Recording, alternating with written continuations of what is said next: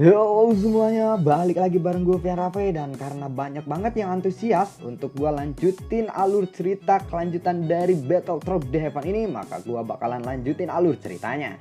Dan tanpa banyak basa-basi lagi, yuk kita langsung cek this out aja kelanjutan alur ceritanya.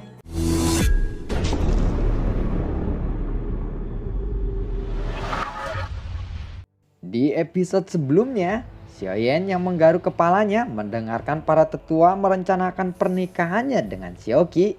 Xiaoli lalu berkata, "Kamu sungguh mengesankan. Oh ya, bisakah kamu memberitahu aku caranya bagaimana meningkatkan kekuatan dengan secepat itu?" Hahaha, ucap dari Xiaoli. Xiaoyan hanya diam dan tersenyum canggung. Dia benar-benar tidak tahu bagaimana cara menjawabnya.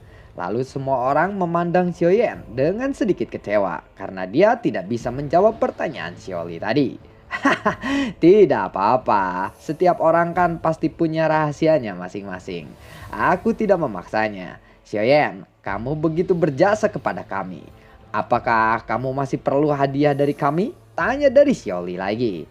Kakek, aku kan sudah menelan api surgawi peringkat ke-23. Itu saja sudah lebih dari cukup, ucap dari Xiaoyan.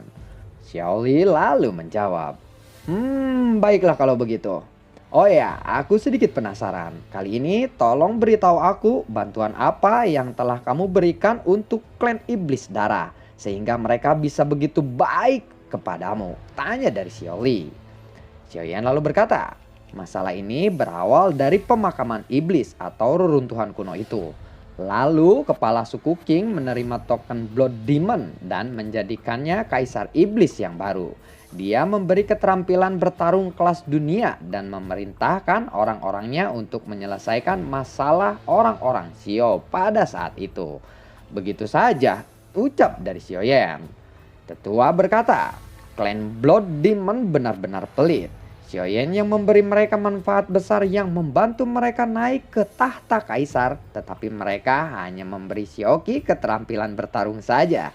Dan Xiaoyan tidak mendapatkan manfaat sama sekali atas itu, ucap dari tetua itu. Kaisar iblis tua membantuku naik ke kaisar bintang 2 pada saat itu. Dan King Horan membantuku naik ke kaisar bintang 3. Bukankah itu sudah lebih dari cukup? Ucap dari Xiaoyan. Xiao Wutian mendengar kata-kata Xiaoyan itu, dia lalu berkata, ya tentu saja manfaat itu memanglah tidak kecil. Karena aku sendiri pun telah berlatih untuk naik ke Samsung Fighting Emperor membutuhkan banyak waktu sekali, ucap dari Xiao Wutian.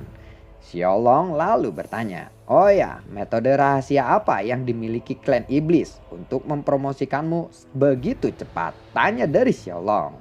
Xiaoyan lalu berkata, entahlah, aku dalam keadaan tidak sadarkan diri pada saat itu.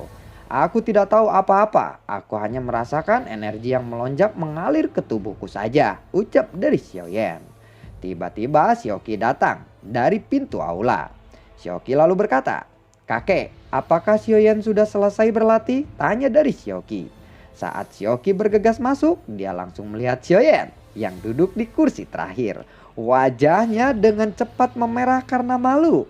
Orang-orang segera tertawa melihat itu. Xiaolong yang tertawa, dia lalu berkata, hei, kenapa? Apakah kamu mengkhawatirkannya? Tanya dari Xiaolong.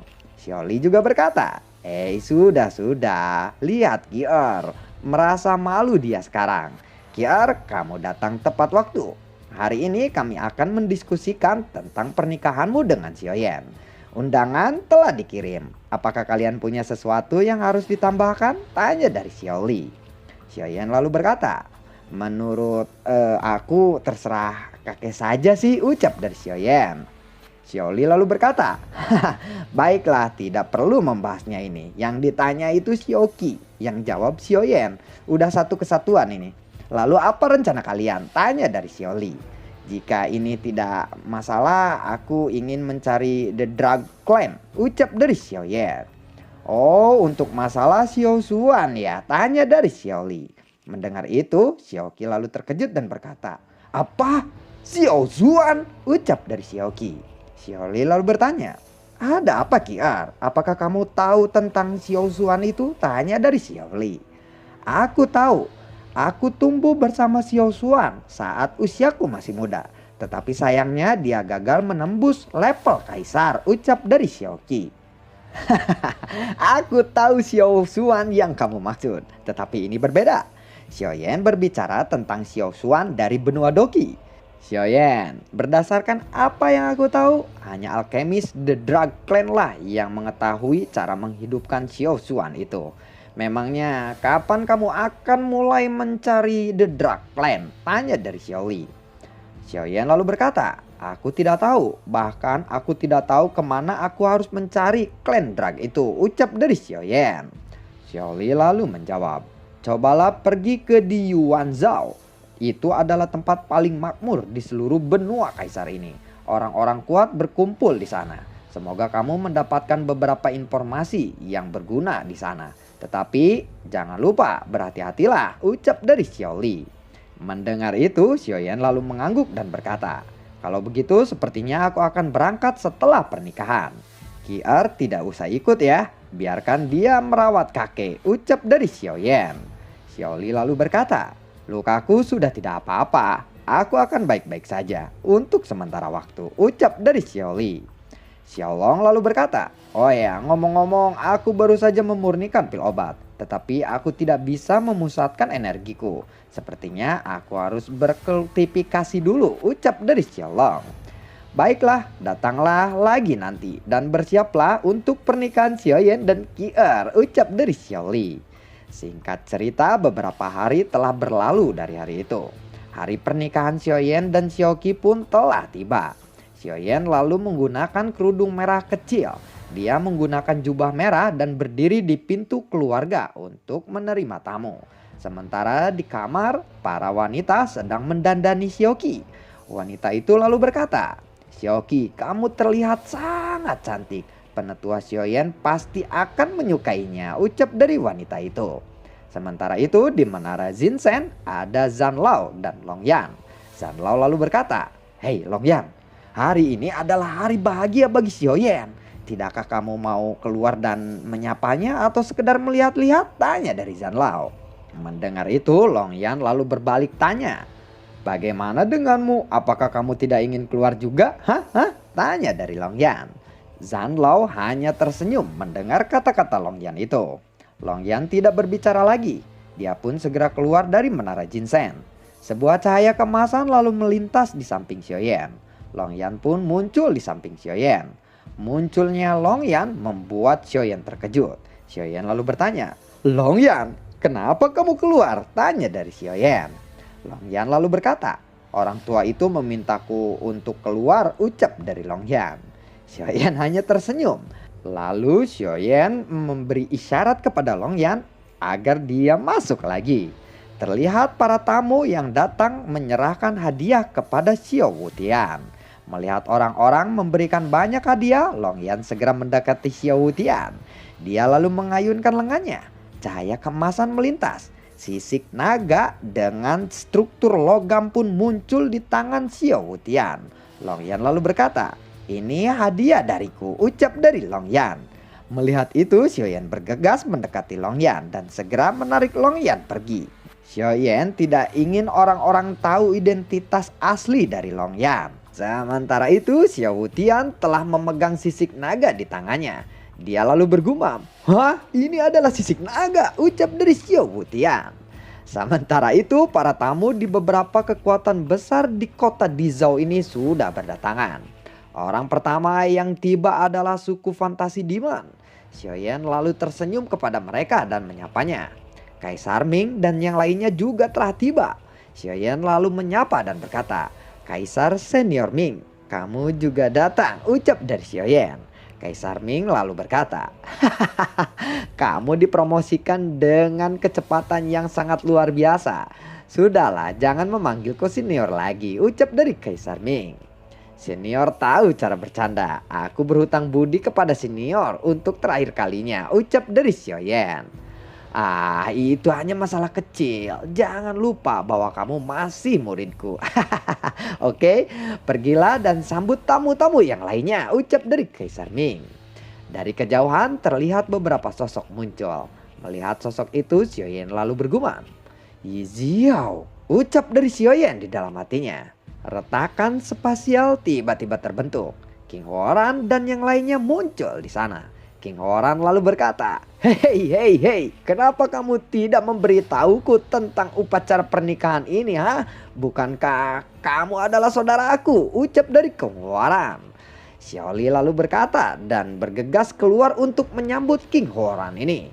Xiaoyan lalu berkata, maaf kakak King, aduh, bagaimana kamu tahu tentang acara pernikahan ini?" Tanya dari Xiaoyan. Mendengar itu, King Horan lalu berkata, "Aku sudah mengatur seseorang di Dizhou untuk memperhatikan berita tentang orang-orang Xiao. Sudahlah, lupakan saja. Lagi pula aku sudah sedikit tersinggung kali ini," ucap dari King Horan. Xiaoli dan Xiaolong lalu menyambut King Horan. King Horan lalu berkata, "Kepala Xiao, kamu memiliki murid yang sangat hebat sepertinya ya," ucap dari King Horan.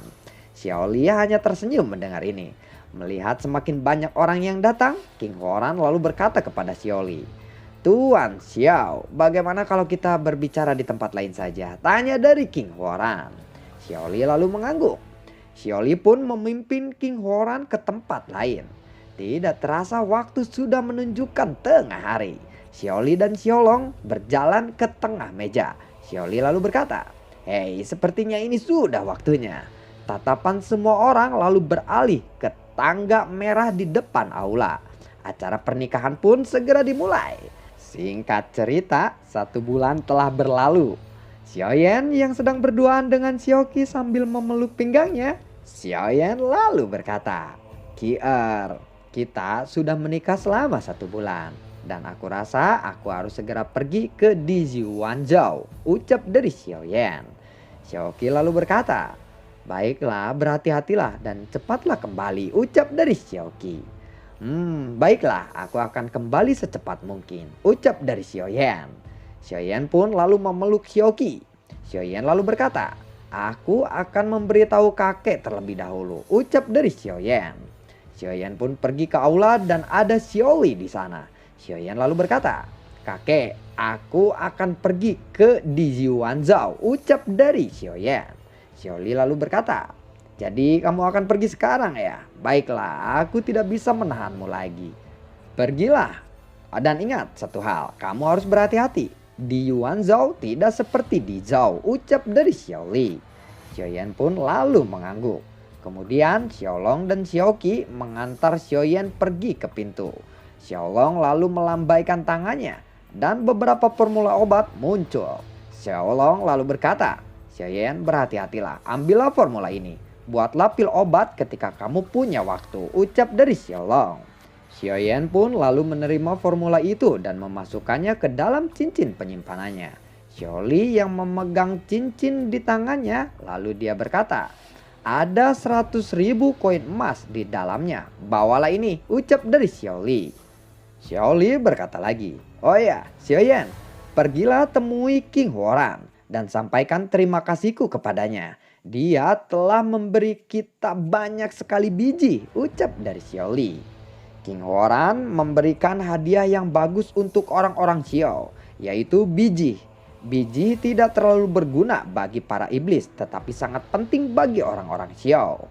Xiaoyan lalu mengangguk dan berkata, "Baiklah kakek," ucap dari Xiaoyan. "Baiklah kalau begitu, berhati-hatilah," ucap dari Xiaoli. Xiaoyan lalu berkata, "Kakek tetua, aku pergi dulu. Kier, tolong jaga kakek," ucap dari Xiaoyan. Xiaoqi lalu berkata, "Ingatlah, kembalilah dengan cepat," ucap dari Xiaoqi. Xiaoyan lalu mengangguk. Xiaoyan lalu melambaikan tangannya. Celah spasial pun lalu terbentuk. Dia pun segera memasuki celah spasial itu dan akhirnya menghilang. Singkat cerita, Xiaoyan pun telah sampai di puncak persimpangan Gunung Tianmo dan Vena Kaisar. Xiaoyan melihat sekelilingnya. Setelah itu dia segera bergerak dan terbang lagi. Suara tiba-tiba terdengar. "Saudara Xiao," ucap dari suara itu. Suara itu ternyata berasal dari King Horan yang sedang berada di halaman. Xiaoyan lalu berkata, "Saudara King," ucap dari Xiaoyan. King Horan lalu berkata, "Kenapa pengantin baru tidak di rumah bersama istrinya? Hah? Kemarilah, duduk dulu di sini," ucap dari King Horan. Saudara King Horan, aku akan pergi ke Diwanzhou. Aku datang ke sini untuk menyampaikan terima kasih dari orang-orang Xiao, ucap dari Xiao Yan.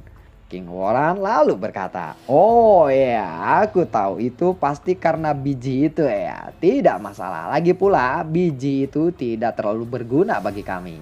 Oh ya, kenapa kamu ingin sekali pergi ke Diwanzhou? Tanya dari King Horan. Sebenarnya aku ingin mencari The Drug Clan. Apakah saudara King tahu di mana aku bisa menemukan mereka? Tanya dari Xiaoyan. Hei, memangnya kenapa kamu mencari mereka? Apakah kamu ingin belajar memurnikan obat? Aku memiliki banyak ahli dalam pengobatan dan aku juga tidak lebih buruk dari mereka. Kenapa kamu mesti mencari mereka? Tanya dari King Warren. Ini bukan untuk belajar memurnikan obat. Aku dengar bahwa mereka memiliki cara untuk membangkitkan seseorang yang hanya memiliki sedikit kekuatan jiwa saja. Aku ingin membangkitkan leluhurku, ucap dari Xiaoyan. Oh begitu ya, memang benar hanya ahli pengobatan mereka lah yang memiliki metode itu. Tidak sulit untuk menemukan ahli pengobatan itu. Mereka dapat ditemukan di kota Jinsen. Tetapi tidak mudah untuk meminta mereka, ucap dari King Warren. Kota Jinsen? Tanya dari Xiaoyan. King Horan lalu berkata, hei, Jinsen adalah kota di Yuanzhou, di mana orang-orang kuat berkumpul di sana, ucap dari King Horan. Saudara King, ceritakan tentang situasi di kota Jinsen, ucap dari Xiaoyan. Berdasarkan kekuatanmu saat ini, kota Jinsen belum cocok untukmu, ucap dari King Horan. Xiaoyan hanya mengangguk. Xiaoyan lalu berkata, ngomong-ngomong saudara King, kenapa aku tidak melihat Nona Muar? Mulai si Xiaoyan tanya dari Xiaoyan. King Horan lalu berkata, entahlah, sejak kamu menikah dia sedikit berbeda, ucap dari King Horan. King Horan mengambil sebuah peta lalu dia berkata, hei sudah, lebih baik kamu pergi ke tujuan kamu saja ya. Ini, aku akan memberimu beberapa informasi di sana ya, ucap dari King Horan. King Horan pun mulai menandai peta dan menjelaskan beberapa informasi kepada Xiaoyan. Setelah beberapa saat, Xiaoyan pun akhirnya mendapatkan pemahaman umum tentang Diwanzhou dan kota Jinsen. Diwanzhou memang bukan negara daratan terbesar di benua Kaisar, tetapi Diwanzhou adalah negara dengan imperialisme terkuat di seluruh benua. Sedangkan kota Jinsen berbentuk cincin, di tengahnya ada hutan yang sangat besar. Wilayahnya beberapa kali lipat lebih besar dari Dezhou. Hutan besar itu adalah tempat di mana semua orang kuat berburu harta karun. Hutan itu diselimuti oleh penutup cahaya besar dan dibuka setiap 3000 tahun sekali. Hari pembukaannya disebut Festival Raksasa, ucap dari King Warren. Lalu bagaimanakah kelanjutan ceritanya? Dan nantikan konten gua berikutnya. Sumpah bro, di sini nggak ada adegan antara Xiaoyan setelah menikah itu malam pertama, kagak ada. Kalau kagak percaya silakan cek di chapter 251 sampai 252 ya. Coba 56. Pokoknya di segitu, di sekitaran situ. Itu langsung sebulan kemudian. Dan Xiaoyannya juga udah kenyang tuh kalau udah 1 bulan ya, udah kenyang. Makanya dia berangkat tuh, udah lagi kondisi pulnya. Ditambah sekarang mau nanyain King Muar lagi, sialan banget nih Xiaoyan. Kira-kira harus dikasih paham ini Xiaoyan tuh sebenarnya. Oke, terima kasih sebelumnya dan gua mau makan dulu dan gua langsung tidur, kayaknya udah malam juga ya bro. Ini selesai sekitar jam 11:30, setengah jam kelar enggak nih buat itunya ya, kita lihat nanti aja. Kalau misalkan lewat dari jam 12 nggak apa-apa ya. Terima kasih semuanya atas dukungannya dan semoga sehat selalu untuk kalian. Jangan komen tentang durasinya bro, ini aja habis sekitar 12 script, 12 chapter. Oke, terima kasih semuanya dan assalamualaikum, dadah.